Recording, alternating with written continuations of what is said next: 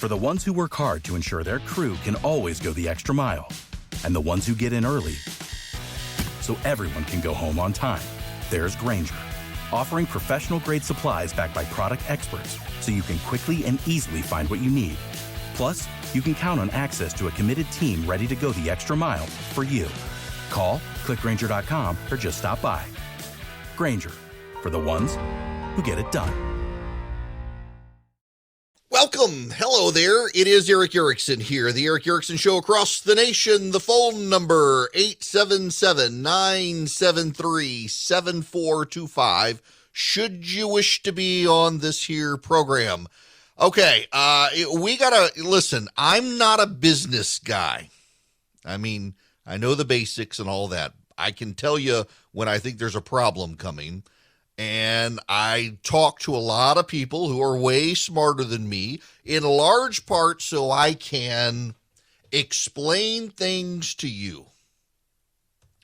And we need to have a conversation. We need to talk about private equity. And some of you have corporate overlords who are private equity people. And I'm not meaning to talk about those people. I'm just talking private equity in general. Now, what is private equity? Typically, what I'm talking about specifically here is companies that are privately held. So there are companies that are publicly traded on the stock market. They're private companies. This is one of those weird twists of language with the left, where the left thinks that if you are publicly traded, it means you're publicly owned, meaning you're owned by the government. No, a publicly traded company means you are a private entity in the United States that any person in America can buy a part of. If you go to the New York Stock Exchange, NASDAQ, what have you, you can buy stock. I own stock in Apple, for example. It's done well for me. There's a sore subject there I'm not going to get into, but I own some stock in Apple. I used to own stock in Facebook. I sold it. Largely, I own mutual funds and just rely on my 401k. I don't own, when I say I own Apple, I think I own 10 shares of Apple stock. I don't own a lot of publicly traded companies. I got some in my Robinhood account. I need to sell probably. I own like AT&T, which isn't a glamorous stock, but it pays a good dividend, and stuff like that. But generally I rely on my buddy John Lindvig to do all my investments for me. He's been a family friend for, 2 decades. And he's smarter than me. My buddy David Nicholas is a financial planner in Atlanta. Rely on him a lot. Actually, I've started doing ads for David. He's a good dude. And he's smarter than me. He pays attention to this stuff. I pay attention to doing a good radio product. So I talk to guys like that to talk about these issues. And I don't invest in private equity. Private equity is different from you buying stock on the stock market. Private equity is major players typically, not you and me, but really rich people buying into businesses that are not on the stock exchange and running those businesses and either selling those businesses ultimately for a profit or taking those companies to the stock exchange to go public, and then they get stock and divest their stock and make lots of money. And more rich people are moving away from the stock market and publicly traded stocks into private equity, where they think there's greater risk, but also greater reward. It's something that should concern a lot of people for a lot of reasons. Muhammad Al-Arian is a noted economist, money manager, a rich dude who knows what he's talking about.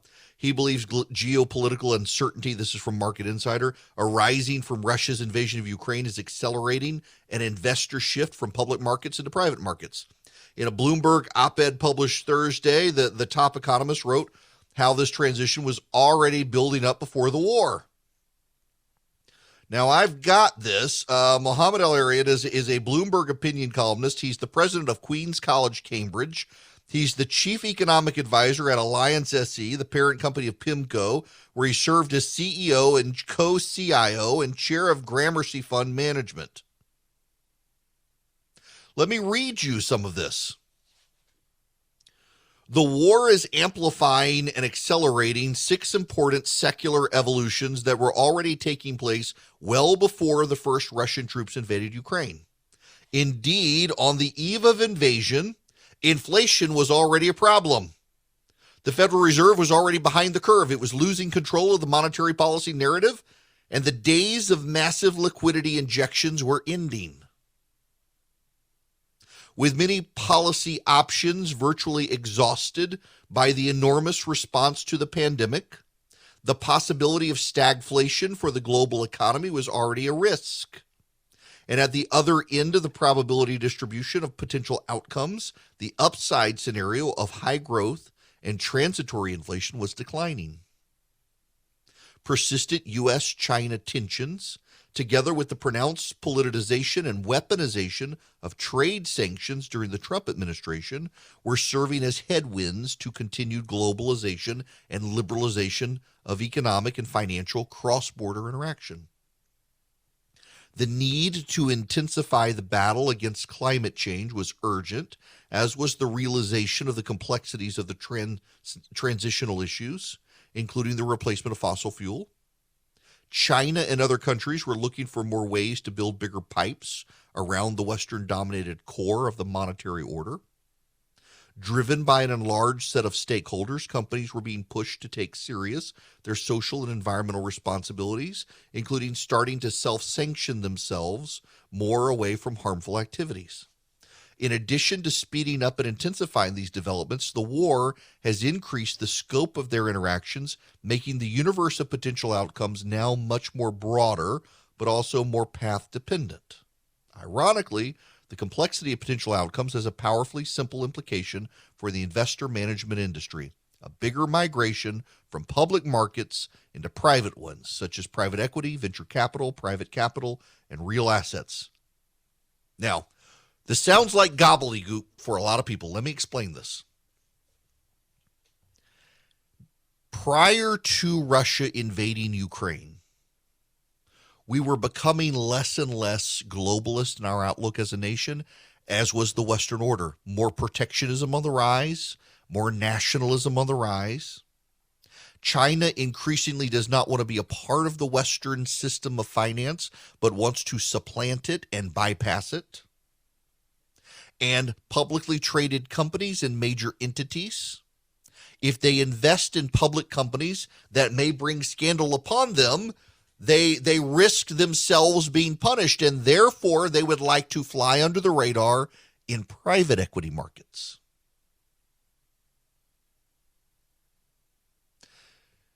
When the wokes are coming for your publicly traded company because you're doing things they don't like, well, then the easy thing to do, if you can afford it, is to not have a publicly traded company.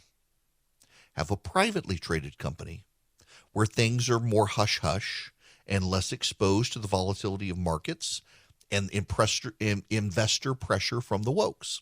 One of the things that's happening with a lot of publicly traded companies is social interest millionaires and billionaires buy up lots of stock, then show up at the shareholder meeting and demand that the companies do certain things that may actually not benefit the financial interests of the company, but make the wokes feel good. So, in a world in which massive liquidity injections shielded investors from virtually any and all headwinds, public markets offered significant potential, especially when leveraged. But as all of this comes to an end, the good times on the stock market may be coming to an end for the really well-off, and they want to get a continued good rate of return, so they're looking at the private equity market.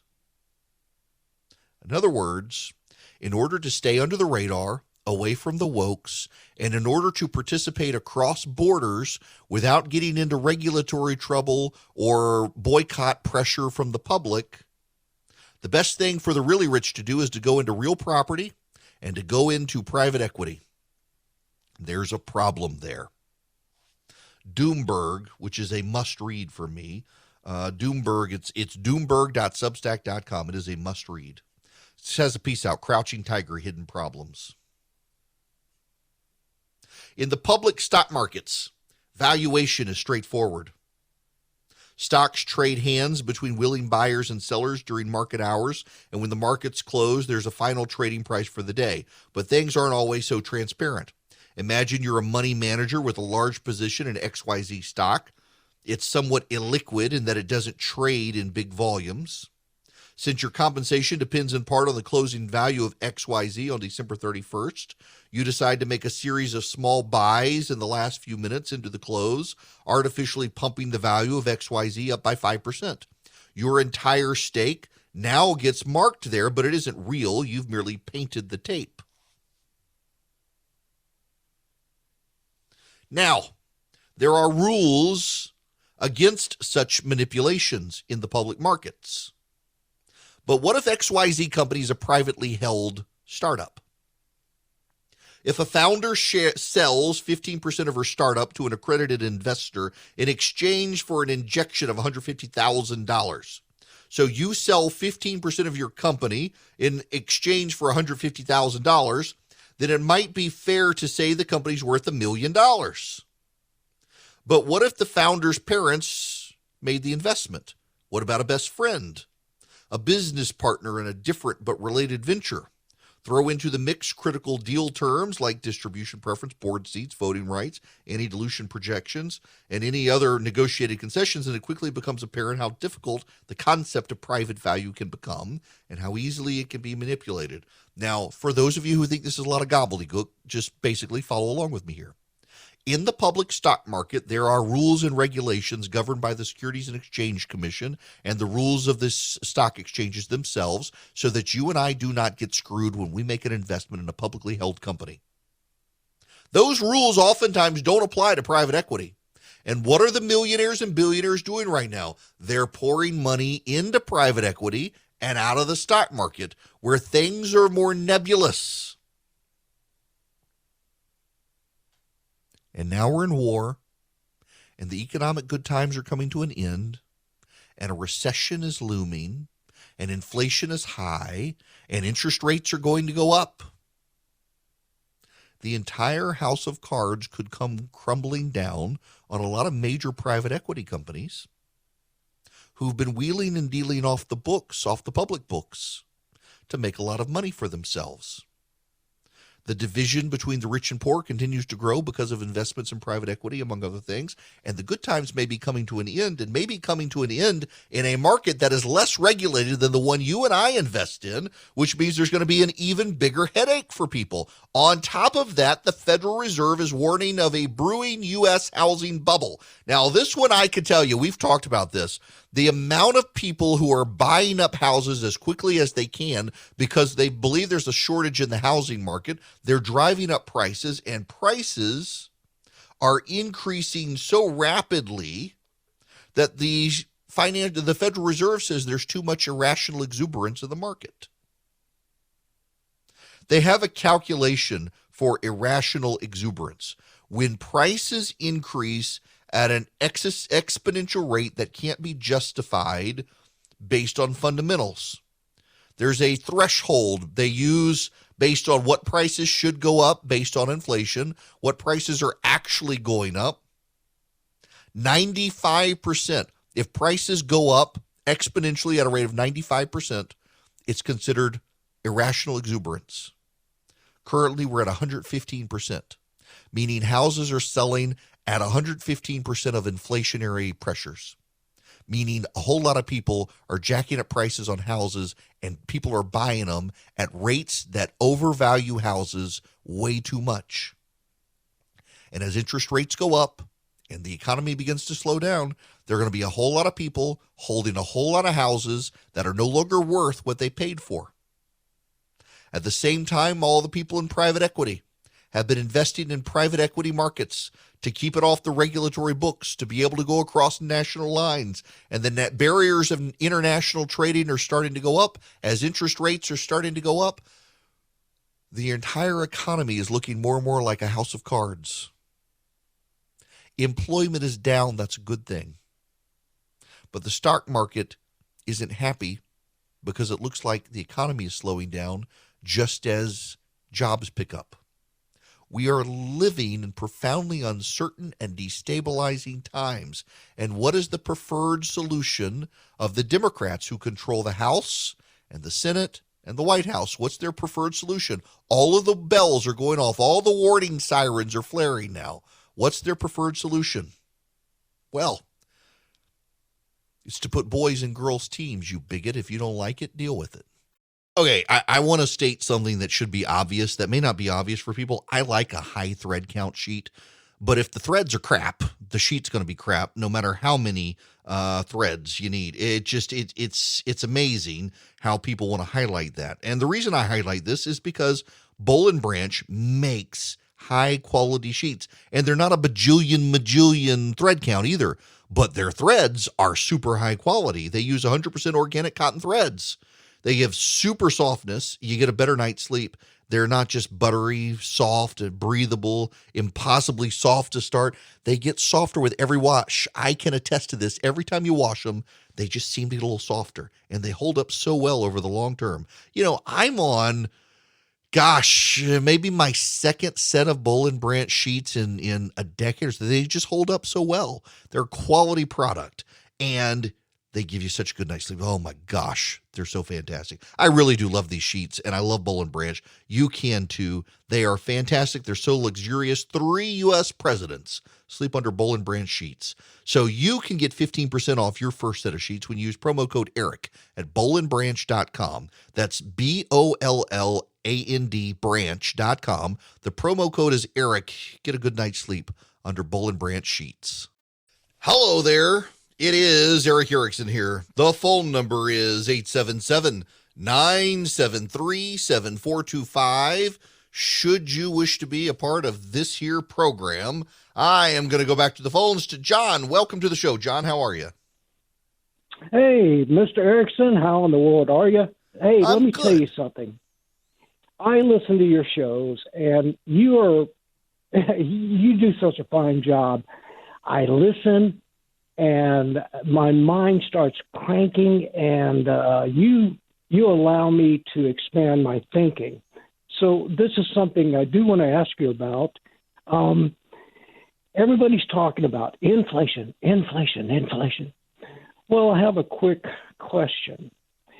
I don't hear very much talk about deflation of the United or the central bank note that we have. Is it actually the dollar bill that we have, the private Western Reserve note, is deflating rather than actual products inflating? Can you help me kind of divide the two? Yeah, for a little okay. better understanding? So our currency is, first of all, considered the reserve currency for the world. So everything on planet Earth can be sold in dollars or bought in dollars in every country, including China. And in the black market, the U.S. dollar is preferred above all else. In fact, there's that series I've been talking about on Amazon Prime, Jack Reacher, that's a central plot point, is that in the black market around the world, the $100 bill is the preferred currency choice. So now our currency can go up and down, but it goes up and down based in relation to other countries.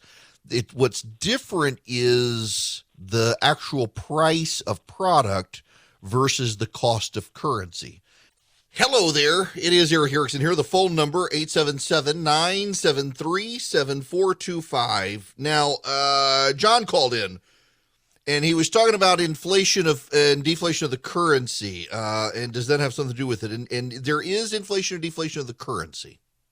And frankly, a lot of times we're dealing with the same thing. It's somewhat complex, but in general, what we're talking about with our inflation right now is because we put so much money into the economy. Well, because Biden put so much money into the economy. What happened is it overinflated people's desire to buy at the time, which caused people to go out to buy products where they were in short supply. So they had to raise prices on those products in the free market to control supply and demand. Prices increase and decrease. And then in the consumer side of things, they were going into so many stores with so few people, employers were having to raise wages to incentivize people to come back to work, which caused them to have to raise prices to cover the increase in wages, which had to be passed on to the consumer. Now, deflation is not good. Deflation is actually more destabilizing than inflation. Inflation is bad. Deflation is worse. Now, a currency,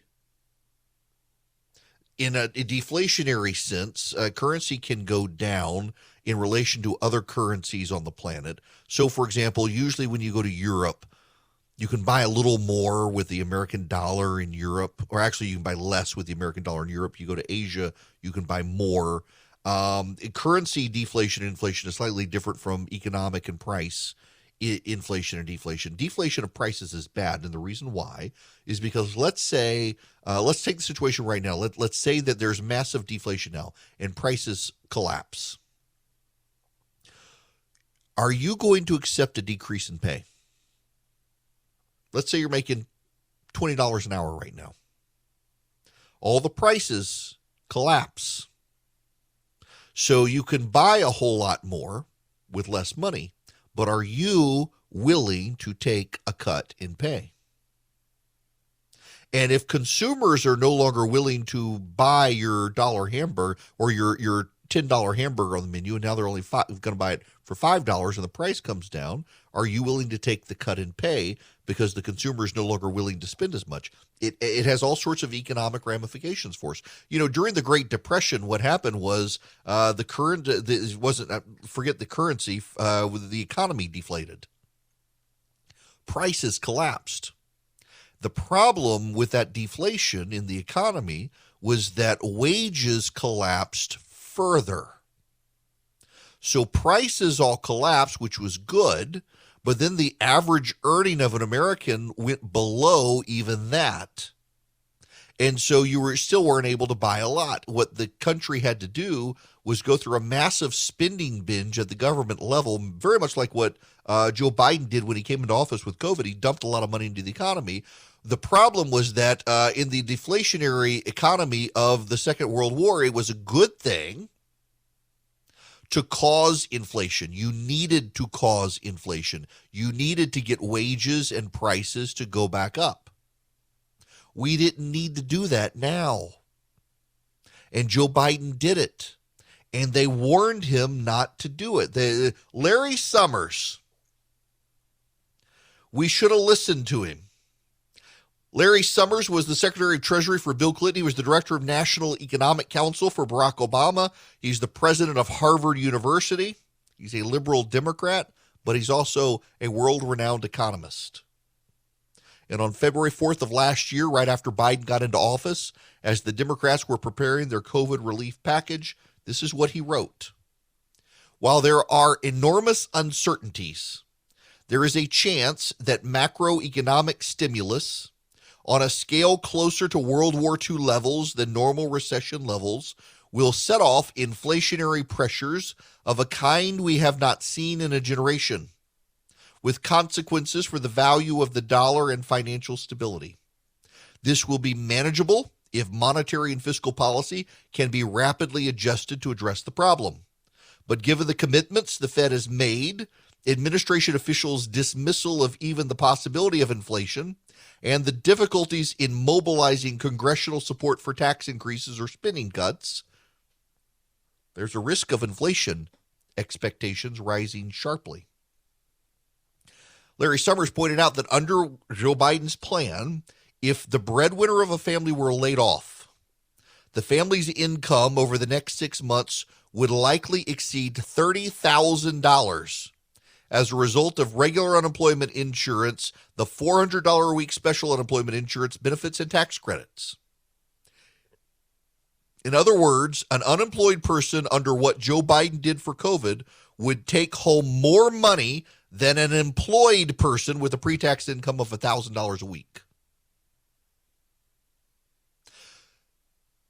An unemployed person would take home $30,000 in net spending. Net spending is after taxes and everything else. An unemployed person would take home $30,000. An employed person making $52,000 a year in the private sector would take home less in net pay minus taxes and everything than the unemployed person. And that causes a labor shortage, and that causes price spikes, and that causes inflation. It was all predictable. It was all predicted by Larry Summers. The Biden administration chose to ignore it all and go for broke. And now they've broken us as a country economically because that's what they did. All right, back to the phones we go. 877-973-7425. Pierce, you're up next. Welcome. Hey, Eric, thanks for taking my call. You were talking about the housing and the economic instability that's on our way. I do a lot of deliveries in construction in North Georgia, and I have two builders so far that are going to finish what they've started, and they're not starting anymore. One specifically told me he will be cash heavy by the end of August, and he's not going to start any new building homes unless somebody has cash on hand. He's not going to do any speculation, and he's absolutely not going to do any starter homes because the prices are so high. Another builder said that his conscience will not allow him to build 1,900 square foot starter homes and continue selling them at $400,000 and $450,000. So he's backing off, and he's going to go into remodel. And look, several other builders. It's getting bad. There's guys seeing down the road. Yeah, look, and good for you to have these friends with consciences and builders with consciences. Listen, you can't. The home that my wife and I first bought was built in 1947. It was 2,400 square feet, and we bought it. It was on a half acre, and we bought it for $110,000. This was in the year 2001. To come 22 years to have a 1,900 square foot home on no lot sold for $400,000, even in Atlanta, is kind of insane. Yep, it is. And like I said, there's other builders that are commercial builders. I mean, as far as residential, they're large scale builders. They have several subdivisions, but even they are not even developing lots until they know that they have a buyer for that lot and that house that's going on there. In other words, it's under contract when they start clearing the trees off. So there's a lot of these builders that I'm listening to that are saying, keep your eye out. And our national debt has got to be pushing us into a problem also with where we're at, 30 trillion, a little over 30 trillion in debt right now. Yeah. And that's gonna send us spiraling, I think, eventually. Is going to collapse it. But it makes me wonder, Eric. It makes me wonder about something, because I'm a Christian and I like to look at things through the biblical perspective. And you got Putin doing what he's doing. And I'm watching some of this going on, and I'm wondering, is this the four horsemen starting to march their way through? You are not alone in having that conversation. You are not alone in having that conversation. But it's not just that. The number of volcanic eruptions and earthquakes around the planet. A friend of mine who's a geologist and mineralogist says it's actually not an increase. It's just we're more aware of them now because of talk and the like. News coverage, we find more of this, but we're about to have, everybody's warning a famine now, that we're given what's happening with wheat and corn, we're going to have it. We're going to have major disruptions on the planet, birth pangs, but, probably still a long ways off. Now, for those of you on eschatological terms, Pierce, keep this in mind. If you go to Washington, D.C., there's the Museum of the Bible, and they have a wall when you exit. You see it when you leave the museum, and it has a list of all of the languages in which the Bible has still not been translated. And you can't cover the earth in the scripture until you've translated the Bible into all these languages. So we're getting close. The numbers go down every year on that wall. There are fewer and fewer there. But we can't have the complete end times until we have the Bible in every language. But we're headed there. That wall gets less and less every year. Pierce, thanks very much for the phone call. Have a great weekend. I will. One more thing, Pierce. I assume you're still listening here. Because I get this question a lot, because y'all know in seminary, I got to start going back to classes. I'm ready to go back to class. But I do think in these terms, and I'll just say this. You are admonished by God Almighty himself to worry about the day, not tomorrow. And you wring your hands about the end times and the apocalypse. You're worrying about the future. You're not worried about today. Because I can guarantee you this week, I can say with certainty that this week, Jesus isn't coming back. Probably not next week either. There are still unfulfilled things that have to happen, and they're not going to happen in the next couple of weeks. But you can certainly see the way the world is headed, and you can certainly feel it. But a wise friend of mine once said, we eschatology, the study of the end times, eschatology is the one theological area of the Bible that people view from their present. So in the early 1900s, before World War I, if you read any studies on eschatology, they were all overwhelmingly positive. We are on a trajectory to grand and glorious things. And then in World War I and the period into World War II, eschatology turned very, very negative, that the end was upon us and we're all going to die. And that was 100 years ago. So don't spend your time fretting about the future. The future will take care of itself. Now, I got to tell you about Patriot Mobile. Patriot Mobile is a company that wants your business. Now, listen, because we get these emails occasionally from people, what about this other company? Somebody else in talk radio says this other company. I can't tell you about those companies. Well, I can. And one of the things I will tell you is there are a lot of people out there who want your money in this space for cell phones.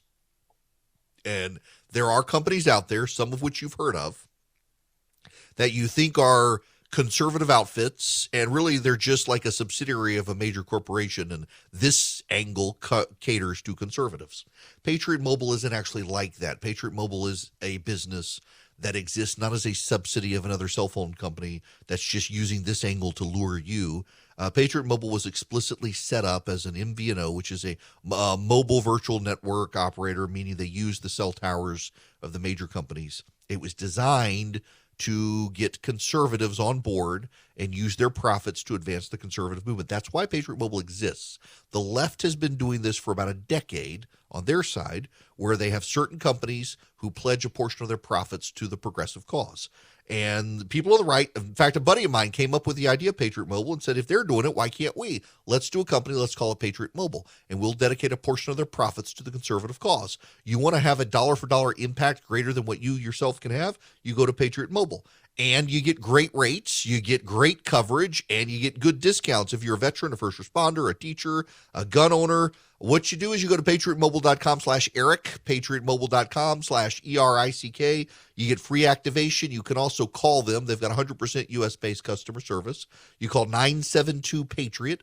Tell them I sent you. You get free activation. You get great cell phone service. You can even carry your existing phone number over to them if you want. patriotmobile.com/Eric. Hello there, it's Eric Erickson here. The phone number is 877-973-7425. Let's go back to the phones. Mary, you're going to be up next today on the show. Welcome to the program. Hi. Hi there. Hello. Hi. First, I want to say I love your show. You're great. I love the perspective that you give on things and the way you explain things and make them easy to understand for, like me. I'm really late to the political game, and I appreciate you, especially with Rush being gone. Thank you very much. Now, my first question, is there a Democrat equivalent to a rhino? Yeah, dino. That's what the Democrats call them now, dinos. They're actually, the specific term is a blue dog Democrat. And they tend to be in the South. Democrats in the South tend to be more socially conservative than Democrats nationally. They're kind of a dying breed, but there are some of them. Josh Gottheimer is actually in New Jersey, and he's one of the more moderate Democrats who oftentimes votes with the GOP. Okay, I had never heard, and I wondered.